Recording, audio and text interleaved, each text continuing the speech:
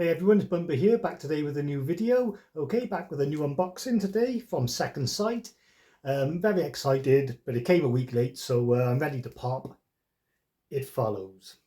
Okay, so this is a 4K release, limited edition. I think it's already on its way to selling out already. I know you can't get it on the site anymore, but it may still be on Amazon and Zavvi. My Zavvi one took a while to come.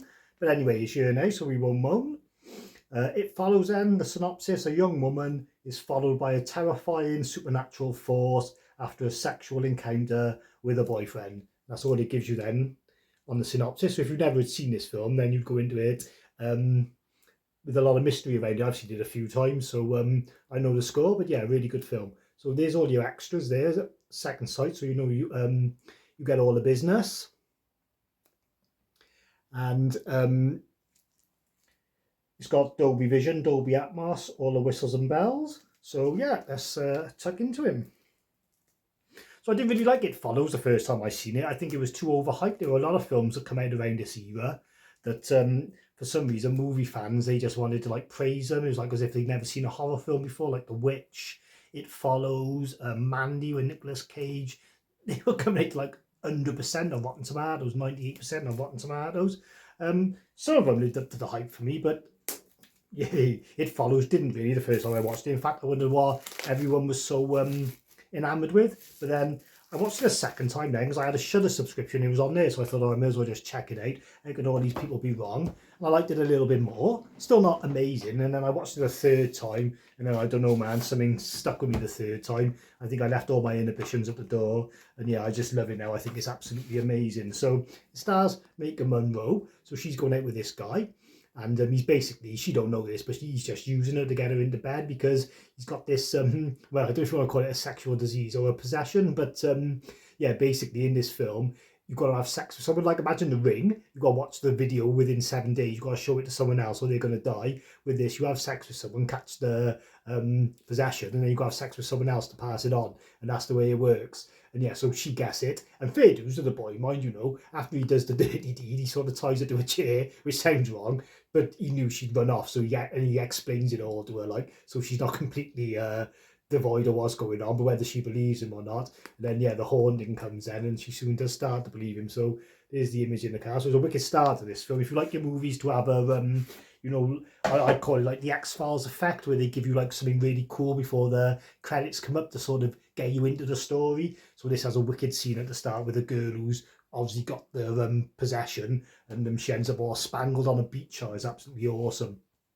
And some other good scenes of this, say about a beach, there's a scene when the girl's friends, they all start to realise she's telling the truth, and they get attacked by the spirit. You can't see it, but it's on a beach, and I can just go, all these people are flying through the air like they don't know when they're going to get whacked by this invisible force. It's really good. So yeah, I'm waffling about the film a bit there. Sorry, I was more about the unboxing in me. All right, so first up then, some art cards. All right, so they're photo ones rather than like drawn ones, and they're just images basically from the movie. That's why I said he ties you up in the chair after having sex with her, and you're like, what the hell? But it's just so he can explain it to her, so because he doesn't want to be like a bloody complete asshole. Yeah, that's what making out in the car. And that's a house. What I would say, you might get this from this still as well, is that this has got Nightmare on Elm Street vibes. It's not the same storyline or plot details as Nightmare on Elm Street, but like the score, and there's like a scene when they're in an outdoor pool, or she's in an outdoor pool with her headphones on like a lilo. It's like in the middle of like a hood, so it's not like a posh pool or anything. And it's got like this score over the top, and they really give you Nightmare on Elm Street vibes, I tell you. And there's another one there. That's the girl from the start that I'm on about, that is, who gets the messed up intro, the Drew Barrymore starred. Yep, so I think that's all the art cards. Yep. And then it comes housed in like the cardboard envelope type thing, the digibook type thing. I'm not really sure. Oh, this fell out. So, okay, so luckily it was the Blu-ray that fell on the floor.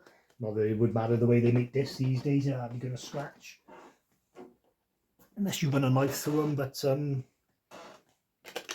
yeah, it was the Blu-ray. So there's the discs, nothing behind them really, but this movie always begged for a simplistic design anyway. It's not meant to be full of noise, you know, it's meant to be subtle images, so it suits it much better. So they're milking this image with the carbine, but hey ho, I suppose it does play a big part in the film. Alright then, so the box is super thick, you know what you're going to get. I don't really need to bother with that anymore. And then you haven't just got like a booklet, you've got a full-on novel. It follows, so square bound, which is what you always like to see. Feels really nice. Pages are really thick as well, so they're the sort of ones that'll get on your nerves when you're trying to fold them over to read the thing, but to read the other page. So there's your contents. I'm not sure if I recognise any of the names. I do know some of the people who work for Second Sight or write for Second Sight. Not so much Arrow, but no, the guy I know, Anton Bittel, he's really good. Oh, there's Jenny Commode there, so I don't know if that's Mark Commode's daughter. It makes sense. And then yeah, then you've just got, I'll give it a flick from the back because it's easier.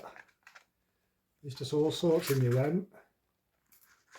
You can hear the pages creaking where it hasn't been opened yet. But yeah, I mean, if you're into this film, then I'm sure you'd want to read this book. I'd be into reading this book. This would appeal more to me than some of the books you get in the old 80s movies, to be honest, because of I'm into the sort of modern day slow burning horror and deep psychological stuff and whatever. So yeah, I'd probably have a little look at that when I get spare time. Right, so I think that's about all you get with it then. So I'll just put it back in so you can see there's no posters or anything, but I don't think you usually get posters with Second Sight anyway. So like I said, I think this one is out to print, or if it's not, it's going out to print very fast. So if you want to get your hands on it, you better do it now. So yeah, it's a wicked film, like I said.